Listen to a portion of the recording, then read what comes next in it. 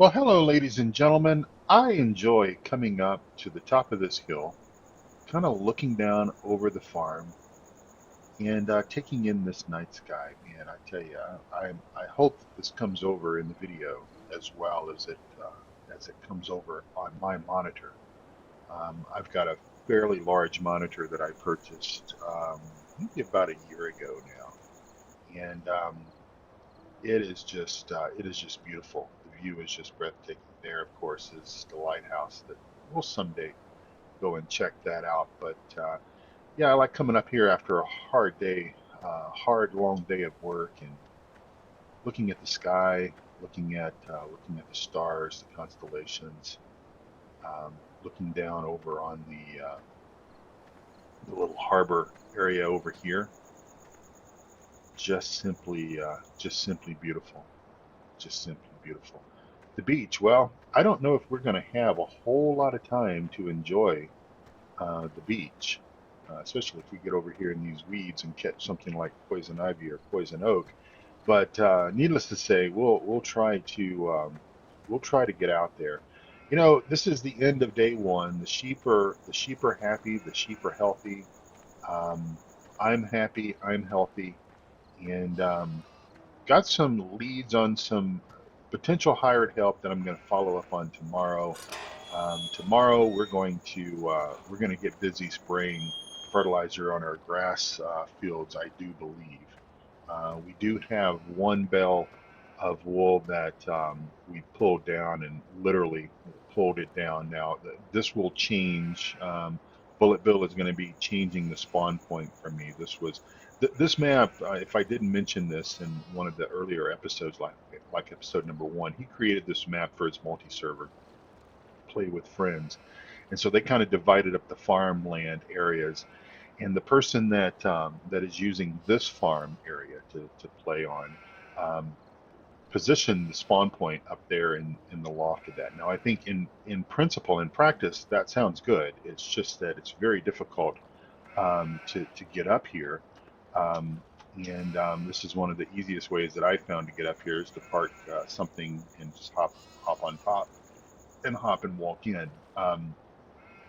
But it's impossible. I don't know how you would realistically go about getting a bale of wool from where it spawns here, loaded up onto a telehandler or anything of that nature, and getting it moved over where you can get it out.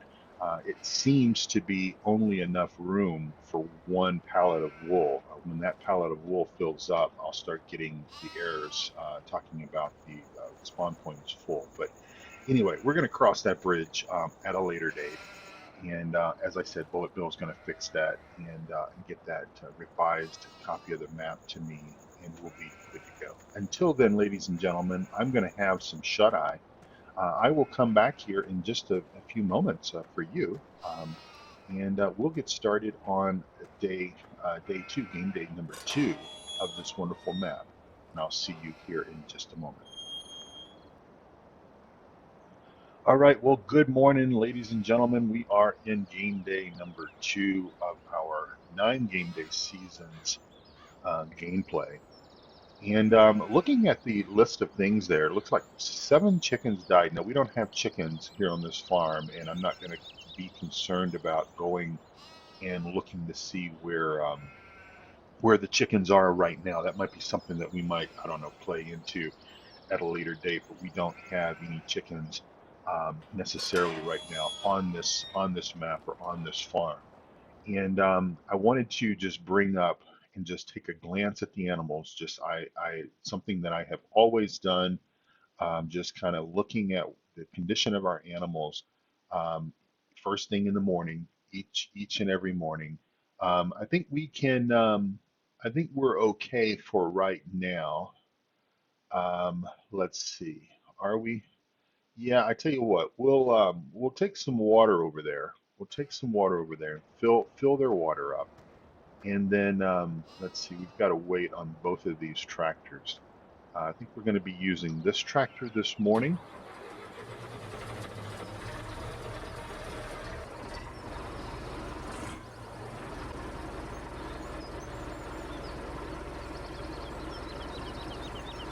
to let this guy warm up just a little bit here, and yeah, I think we're going to spray from this guy. I think he'll handle it. Um, Interesting thing is these weights. These are the I knew this back in the Farm Sim 17 days. They were some of my favorite weights. Um, these are the come on. These are the SOB weights, and the interesting thing is that I like them because they look super cool. But this one here doesn't seem to have the lower connection points connected to the weight itself. It's just kind of floating there, and whereas on the Massey it does. But that's okay. We're not gonna let that give us any problems. So what I'm going to do is instead of dropping the front weight and then pulling in their front weights, we'll go in backwards like. Try not to hit our Toyota there. I like that Toyota. It reminds me of an American style, kind of an American style Jeep, which is something I've always wanted. I've never owned a Jeep. Um, I think I have at least for right now. Uh, I'm probably too old. I'm not old enough, or I'm too old for a Jeep right now. I think as a younger person, owning a Jeep is kind of a cool thing to do. Oh, I didn't fill the water thing up. That's. Let's do this again. Let's back down there, and we'll fill this up. I absolutely love the features on this map as far as the water and the fuel is concerned. I like the opportunity. I saw this on one map back in the day, and you basically come up here and you do left shift R, which changes it from storage mode load. If we were full, we could do left off R, and we could actually unload the water into the booth.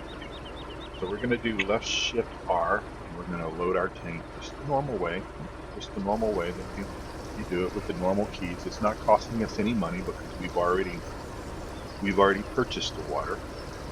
We do have only 15,000, 14,000,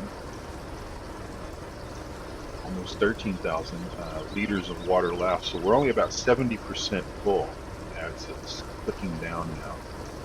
We'll need to keep an eye on that because obviously we don't want to run out of water. Now, of course, this is one of the things that would be nice to have a good, dependable hired person help here to do tasks like that.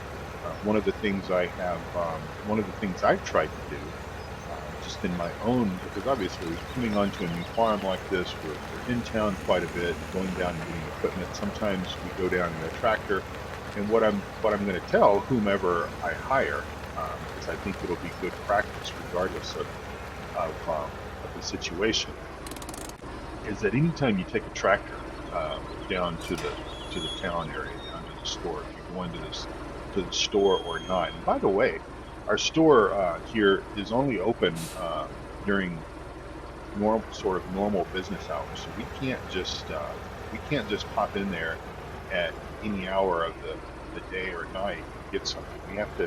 We need to be very careful about planning our days, planning our work and everything, because yeah, the store is closed. It's got a gate around it. You can't get in. Ask me how I know. Game day one, map preparations, getting things built up, starting out at about 6 o'clock in the morning, about this time in the morning, and realizing, now how do I get that gate open to get my tractor out so I can move it up to the farm? So that's cool. All right, let's bump our time up just a little bit here. And the coffee this morning is very good, as always. It is Saturday morning. It's the 4th of January, I do believe. And yeah, that brought our water level up just a little bit to the green levels. And because that wool bell right now is on that Merlot, I will forego trying to move that around right now. And we'll just go and do a little bit of work, a little bit of field work, and then come back and get all that to work out. Now, for those of you that have especially have watched my Farm Sim 19 series, and even the tail end of 17 when I was creating videos in 17, you know that I really love the water feature and everything. And as for right now, I have no plans of putting that on the map because we've got a good storyline as far as it goes with moving water and everything from town, buying water in town, and bringing it out here. So, and it's easier for me to use these homemade IBC tanks than it is for me to use this water trailer, moving that in and around the animal areas, especially for the guy that has difficulties in backing and stuff like that sometimes. Oh, who am I lying? Most times. Okay, so what we're going to do is we're going to get started with our field work stuff early today. Now we've got rain in the forecast. We'll just kind of see how this goes for now. But we're gonna go up and we're gonna start fertilizing some of our grass fields, because grass, well, in addition to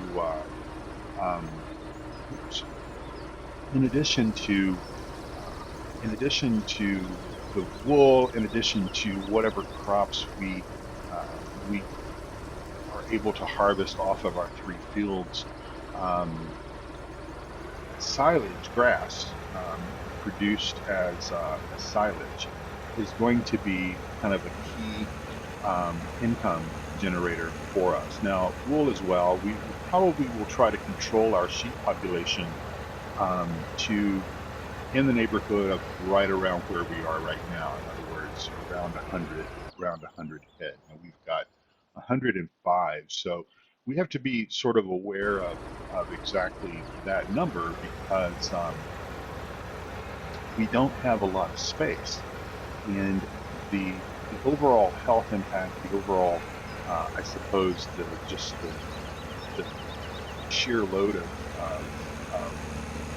sheep more than 100. I think we're okay around 105, probably 110, probably even go up to say 120 sheep. Now, there's a possibility that what we may do with some of these sheep is, instead of selling them at, say, the 100, selling them down to where that we keep 100 sheep or so, what we may do is we're going to go over to field 104. I think we'll start there. Is what we may do is we may move these sheep. We may partner with a local farmer and move some of them over to his area,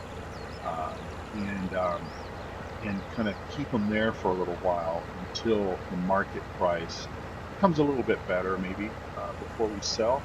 We'll just have to kind of look and see how that goes. Of course, I think if I'm not mistaken, I think here we can see, is it on this, or is it on this? Yeah, I think it's on this here. So sheep. Our sheep prices right now in this stage of the year that we're in are going to be better at this 7 to 9 game day range right here. 7 to 9 game day range. So that might be when we would actually sell down our flock to a more manageable level. Again, we'll cross that bridge when we come to it, because yeah, why not? Okay, so this is field number 104, right here, right beside the lighthouse. So I think it is just safe to just go over this berm there. Go up here and just take a look at the of everything. We'll go ahead and open up our arms here of our sprayer. Now, if for some reason or another you watched episode 1 but you did not watch episode number 2, and you're sort of wondering, well, Jerry, where did some of this equipment come from? Or I thought you had the coon sprayer or something like that. Please watch episode number 2, because that will kind of explain why I have done some equipment purchases or some equipment substitutions. And I sort of talk about the fact that I sort of reserve the right to do that, because hey, I can, right? Let's see.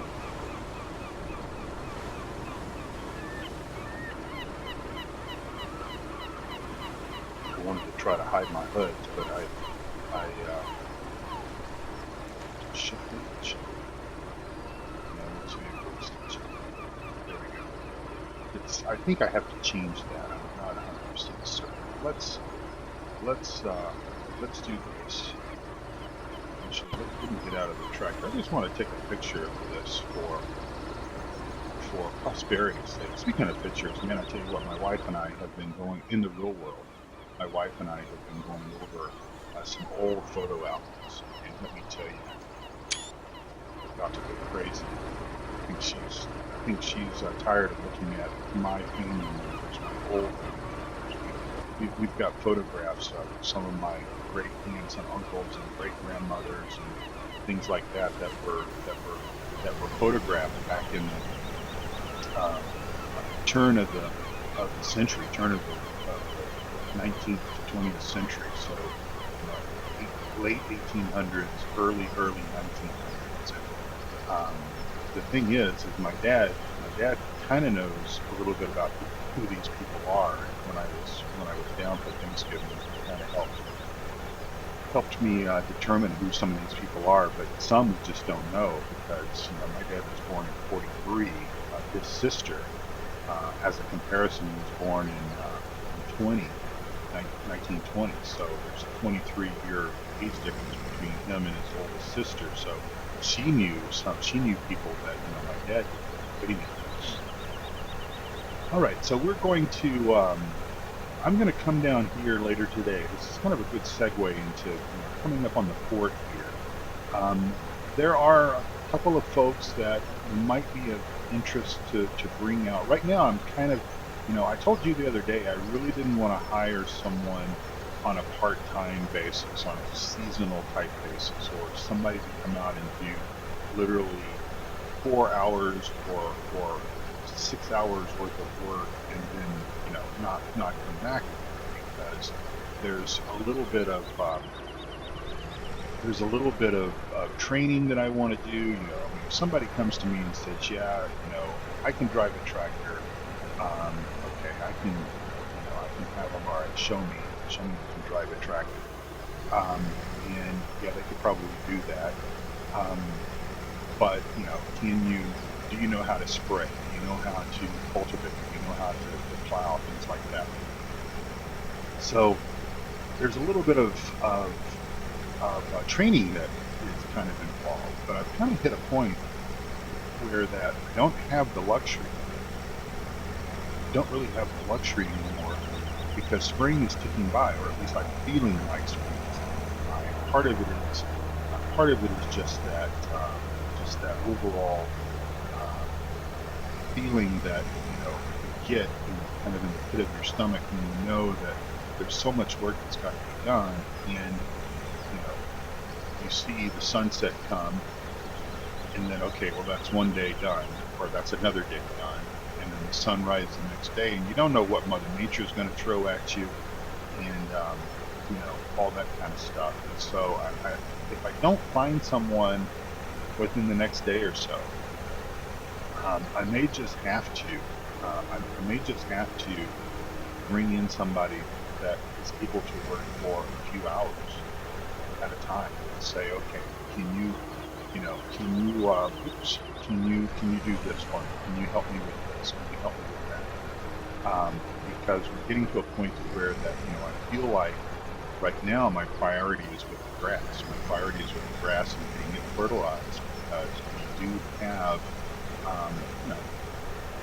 we want to get a couple of cuttings on this. I think that we can get at least two. I would think a minimum of two cuttings on this grass this year.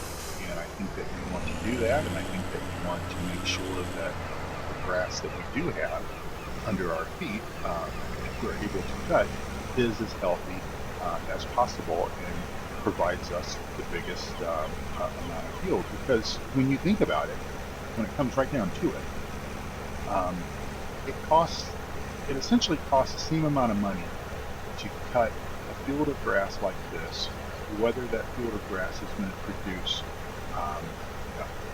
50% yield, 60%, 80%, 100%. It costs the same amount of money. It takes the same amount of diesel. It takes about roughly the same amount of time. Everything is pretty much the same. Okay, so obviously we want to have the healthiest, strongest crop of grass that we possibly can. Now, of course, yeah, the more grass in the field, the longer it's going to take to bend.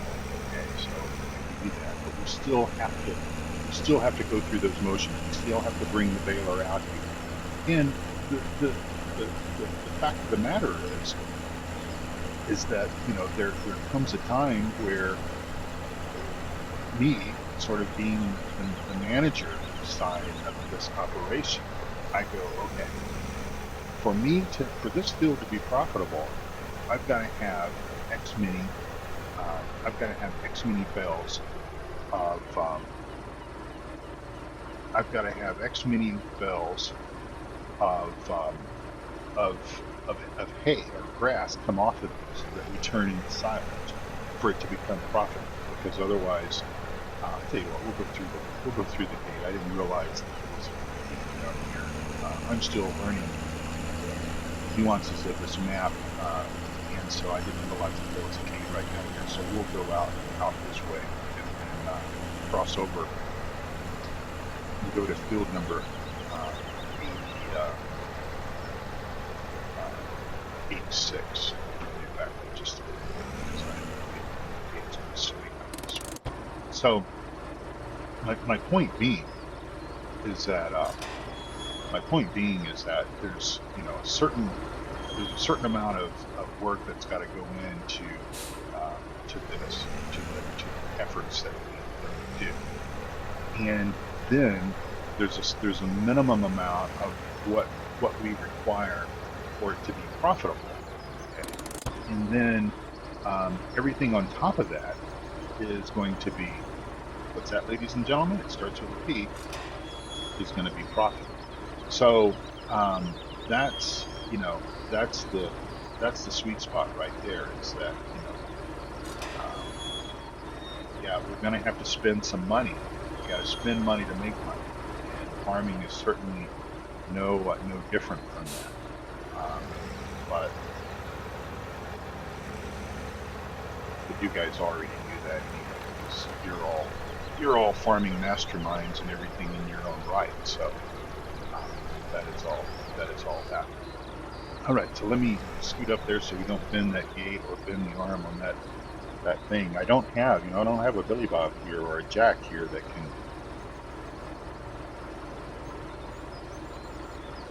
can help me straighten out a gate or a piece of equipment or whatever. It's just all myself right now. Now, you might be asking yourself, well, how about that guy that was helping kind of keep an eye on things for Mr. Thornton before I could get here? Well, that's actually a very good question. And it's there is a possibility that he, the thing is he's kind of more of the security. No, he's not really a brute or anything like that. He's not like that per se. We may not be able to get over here, but we'll do the best that we can to get some of this grass sprayed here. And yeah, he can drive a tractor, because obviously he was keeping an eye on the sheep, so he was feeding the sheep and stuff like But he's not isn't having trouble navigating around that. I do hope that they can get the utilities fixed in due course. Um, the phone is working, but the internet drops quite a bit. Of course, we got flaky internet out here in the country anyway. I don't know if that's specifically what they're working on or not. But anyway, so that is a possibility of getting him. But again, the point is that his skill set is not really. Yeah, he could feed the sheep for me, but it takes just a few minutes to feed the sheep. So I really need somebody that's capable of helping me do some fertilizing, helping me do some cultivating, things like that. And I just don't think that I don't think that's his forte. But we will find somebody. Um, there's got to be somebody around here that could use some work. Again, it may not be everything that I want. In other words, I really would rather have somebody that is more full time than part time. I'd rather have just one person than have to deal with, even though if I look at it from, say, a 12-hour day perspective, maybe not, I'm not going to make that for 12 hours a day, but let's just use that as a nice round number. I'd rather have one person that can be here for 12 hours versus two people or three people that could be here for 6 hours or 4 hours or whatever. Because in other words, it's easier for me to work with one person than it is for me to work with two people or three people or maybe, God forbid, more. So, all right, well, ladies and gentlemen, the clock says 28 minutes. And so what I'm going to do is I'm going to head back to the main farm. I think I'm going to spend a little bit more time with this map off camera play, just to get these other fields brought up to snuff on the fertilization perspective. And then when we come back for the next video, number 4, we'll probably still be in this game day. But we'll do something different. We'll go back to doing some field work or something else or something. We'll figure something out. We'll figure something out to do. There's plenty to do. I just don't want to bore. I just don't want to bore you all getting in the cab here. We'll go check out the lighthouse some other time. We really don't have time for that right now. But I will. There's plenty to do. In other words, I just don't want to bore you with doing the same work each and every video. We may, because of the fact that, because of the simple fact that there's so much to do, you might have to see me do some more fertilization at some point in time. But we'll try not for it to be back-to-back videos. All right, well, ladies and gentlemen, thank you for watching. I do appreciate you coming down here to the Western Shore, down here in Cornwall, and watching this video from me. Again, if you haven't watched the first two, please go back and watch those. I realized that we did a major equipment change between episodes 1 and 2, but I explained that in episode number 2. And all is good, I believe. And I think that for now, we're kind of set with what we've got. We're going to just have fun with it and see where this gets us in the grand scheme of things. And then, yeah, just kind of go from there. But thank you for watching. And please come back again. And remember, take good care of yourself and also of each other. Don't these ground textures just I love that. I really hope, and I won't know until I render this video, but I really hope that the night skies really came through on the video. Incredible. Look at this cloud cover. I think we're going to get some rain today, so I got to get busy. You got to get busy. I need another cup of coffee. We'll talk to you later. Bye-bye for now.